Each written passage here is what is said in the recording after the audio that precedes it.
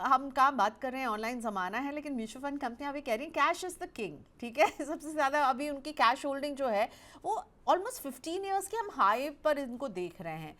क्यों बढ़ा रहे हैं ये कैश होल्डिंग? आप क्या रीज़न देख रहे हैं? क्या अभी भी मार्केट्स को लेकर के नर्वस हैं क्या? क्योंकि हम अब तो रिकवरी तो देख रहे हैं बाज़ारों में, लेकिन फिर भी म्यूचुअल फंड कंपनियों के जो फंड मैनेजर हैं, जो हमारा पैसा मैनेज करते हैं, वो अभी ज़्यादा कंफर्टेबल हैं कैश को बढ़ाने में। क्यों? धन्यवाद प्रियंका जी, आपने शो में बुलाने के लिए। देखिए प्रियंका जी, ये मुझे ऐसा लगता है कि इन्वेस्टर्स को एक कॉन्फिडेंस आना चाहिए कि म्यूचुअल फंड मैनेजर्स ने थोड़ा सा कैश बढ़ाया अपना। क्यों? ओके। क्योंकि जो इन्वेस्टर्स चाहते हैं कि हम टाइमिंग करें, मार्केट वोलेटाइल है, और स्पेशली जो पहलगाम इवेंट हुआ उसके बाद इंडिया पाकिस्तान के बीच में जो टेंशन वाला माहौल बना है, ये हमारा डोमेस्टिक और हमारे से जुड़ा हुआ रीजन है। अभी तक तो हम रशिया यूक्रेन या गाजा इसराइल की बातें करते थे, या यूएस को लेके अगर किसी चीज की बात करते थे, टैरिफ वॉर की, उसमें भी हमारा डायरेक्ट इम्पैक्ट था ही। लेकिन ये एक तरह से बिल्कुल डायरेक्ट इंडिया स्पेसिफिक रीजन हो गया। अब फंड मैनेजर्स ने कैश होल्डिंग जो बढ़ाई है अपनी, देखिए प्रियंका जी, एक चीज और समझने वाली है, क्योंकि अब हमारा जो बेस है म्यूचुअल फंड्स का वो भी बहुत बढ़ गया है। स्कीम्स के अगर आप इंडिविजुअल, ऐसी स्कीम्स भी हैं जो 25-25 30-30 हजार करोड़ की एक सिंगल स्कीम हो गई है। जैसे आप पराग पारिक की फ्लेक्सी कैप की बात करते हैं, वो भी 70-80 हजार करोड़ के ऊपर का फंड हो गया है।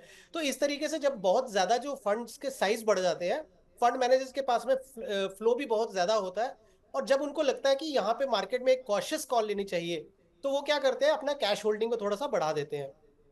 अब इन्वेस्टर्स को ये खुश होना चाहिए कि वो जो खुद चाहते थे कि हम टाइमिंग करें, हम बाहर साइडलाइन पे, मतलब बाहर बैठे रहे, फिर देखेंगे कब हमें एंट्री मारनी है, बट फिर वो मिस हो जाता है। अब आप देखें, अगर जो लोग खुद से अपना पैसा मैनेज करते हैं, वो लोग आफ्टर पहलगाम, मैं काफी सारे ऐसे लोगों को जानता हूं जो खुद से पैसा मैनेज करते हैं, उन्होंने मार्केट में निवेश ही नहीं किया बल्कि अपना पैसा विड्रॉ कर लिया।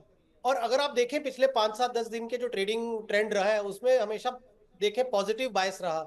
नॉट ओनली दिस, एफआईज का पैसा देखिए आप, कितना स्पीड से एफआईज ने इन्वेस्ट किया लास्ट 8-10 ट्रेडिंग सेशंस में। अब इसमें क्या हुआ, जो लोग खुद से ऐसा सोच रहे थे, वो इस अपॉर्चुनिटी को मिस कर गए।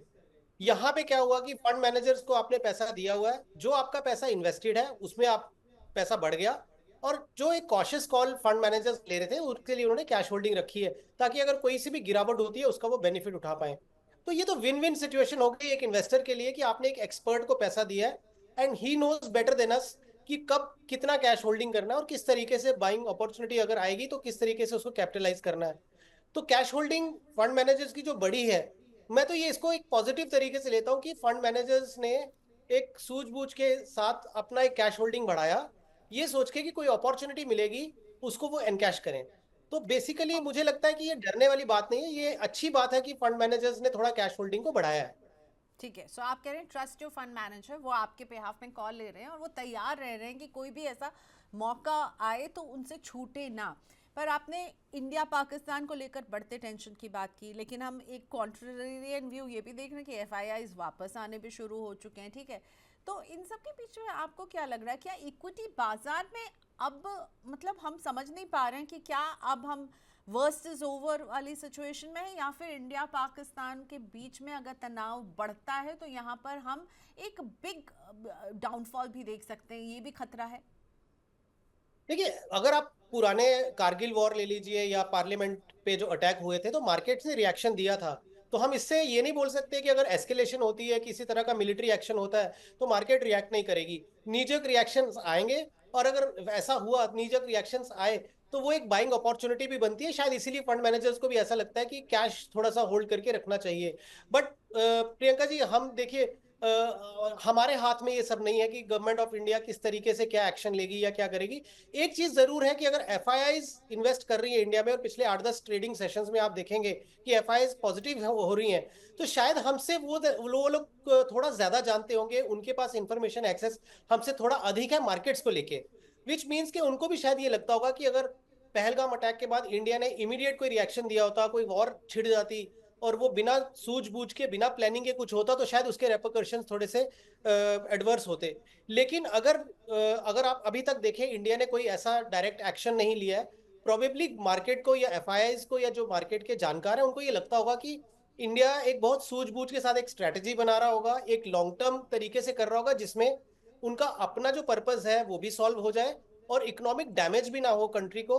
सो प्रोबेबली मार्केट इस चीज को, या एक्सपर्ट्स जो है मार्केट के, वो इस चीज को पॉजिटिव तरीके से देख रहे हैं कि जो भी इंडिया एक्शन लेगा या जब भी लेगा, या जो भी आगे छोटे छोटे मेजर्स लिए भी हैं उन्होंने, तो वो शायद इस तरीके से सिस्टमेटिकली लिए हैं जिससे डायरेक्ट इम्पैक्ट इकोनॉमी को कुछ नहीं आएगा।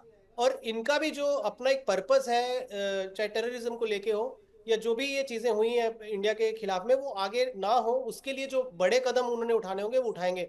बट मुझे लगता है ऐसा कि एफआईआई शायद इस बात को अब जान गई हैं कि हम एक इमोशनल डिसीजन नहीं लेने वाले हैं, हम एक रैशनल डिसीजन एंड और वेल स्ट्रैटेजी और प्लानिंग के साथ लेंगे, जिससे अपनी इकोनॉमी के ऊपर भी कोई एडवर्स इम्पैक्ट ना आए। ऑलराइट, तो इन्वेस्टर्स को भी आप क्या करने की सलाह देंगे? देखिए, मैंने वही बोला प्रियंका जी, हम और आप अपने घर पे बैठ के या ऑफिस में बैठ के देश के बारे में हम तो कोई प्लानिंग कर नहीं सकते, रशिया यूक्रेन के बारे में हम कोई प्लानिंग नहीं कर सकते, इसराइल गाजा के बारे में हम कोई प्लानिंग नहीं कर सकते। तो हम क्या कर सकते हैं, हम अपने बारे में ये प्लानिंग कर सकते हैं कि हम अपने निवेश में बने रहें। अगर किसी को बहुत डर लग रहा है तो मे भी थोड़ा सा cash holding, 15-20% of your portfolio cash holding आप अपने लेवल पे भी रख लीजिए, हालांकि वो काम फंड मैनेजर्स कर रहे हैं। लेकिन यदि और डर लगता है तो आप 10-15% या मे बी 20% आप कैश होल्डिंग करके लिक्विड फंड्स में या डेट फंड्स में डाल लीजिए, और एटलीस्ट थोड़ा शांति से आप रखिए। बिकॉज एंग्जाइटी लेने से डेली बेसिस पे आप ट्रेडिंग करने का जाएंगे तो पोर्टफोलियो का मुझे लगता है कि वो अच्छा शेपअप नहीं होगा, अच्छी तरीके से बढ़ेगा नहीं। जब वॉलेटिलिटी है, ये अच्छा टाइम होता है कि अगर आपने कोई गलत डिसीजन ले लिए, गलत फंड्स की एंट्री की है, वहां थोड़ा बहुत रिस्ट्रक्चर कर लीजिए, बट एसआईपी बंद मत करिए। और यदि बहुत डर लग रहा हो तो 15-20% of your portfolio cash holding, because किसी को नहीं मालूम है। अगर मान लीजिए प्रियंका जी ऐसा हो गया कि इंडिया ने किसी तरह की डायरेक्ट लड़ाई नहीं लड़ी या कोई मिलिट्री एक्शन नहीं हुआ, और जो भी इनको चाहते थे कि वो एक्शन लेना वो हो गया, वो चाहे किसी भी तरीके का हो, तो मार्केट हो सकता है आपको एक नए हाईज दिखाना शुरू कर दे। तो फिर उस समय आप बाहर बैठ के या निवेश को बंद करके एक पश्चाताप वाली सिचुएशन में स्थिति में आ जाएंगे। उसका कोई पर्पस नहीं है, because end of the day आपका पर्पस है आपको वेल्थ क्रिएशन हो, लॉन्ग टर्म के हिसाब से आप बने रहिए, क्योंकि वर्ल्ड ओवर इवेंट्स आती रहेंगी।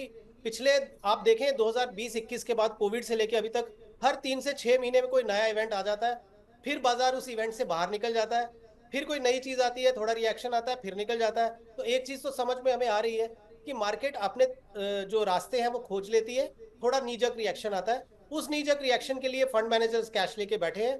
आपको निडर होकर अपने इन्वेस्टमेंट में बने रहना चाहिए। इस सिप से तो नींद टूटती है, लेकिन केवल जागना नहीं, आगे भी तो बढ़ना है। उसके लिए चाहिए एक और सिप। हर महीने छोटी छोटी रकम की इंस्टॉलमेंट यानी सिस्टमैटिक इन्वेस्टमेंट प्लान से शुरू कीजिए निवेश। लेकिन पैसे बढ़ाने वाली कौन सी सिप आपके लिए रहेगी अच्छी?